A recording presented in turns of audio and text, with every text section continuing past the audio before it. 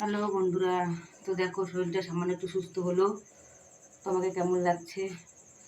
সামান্য একটু মেকআপ করলাম, মেকআপ বলতে শুধু একটু টিপ করলাম, লিপস্টিক লাগালাম।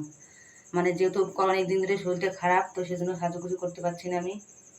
তো আপনারা আমার প্রত্যেকটা ভিডিও দেখছো, পুরো সিম্পল ভিডিও। আসলে সাজুগুজু করতে একটু ইচ্ছা করছে না, মনটা খুবই খারাপ।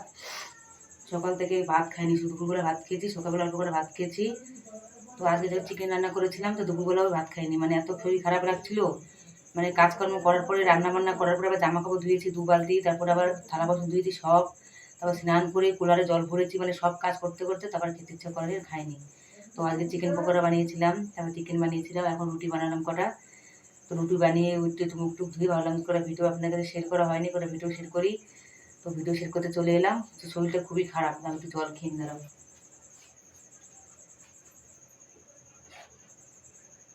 শরীরটা এত খারাপ কি বলবো।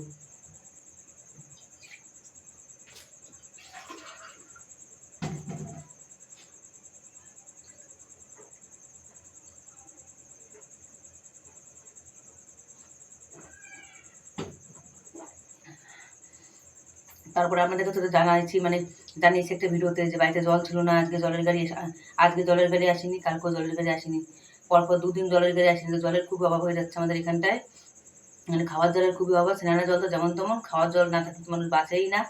তো তারপরে জল আনতে গিয়েছি, এখান থেকে প্রায় 9-10 কিলোমিটার দূর। ওখান থেকে দেখো 1 বালতি আর একটা বোতল ভরে নিয়ে এসেছি। কালকেও গিয়েছিলাম ওখানটায় জল আনতে বিকেলবেলায়, তো কালকে একটু রাত হয়ে গেছিলো, 8টা বেজে গেছিলো।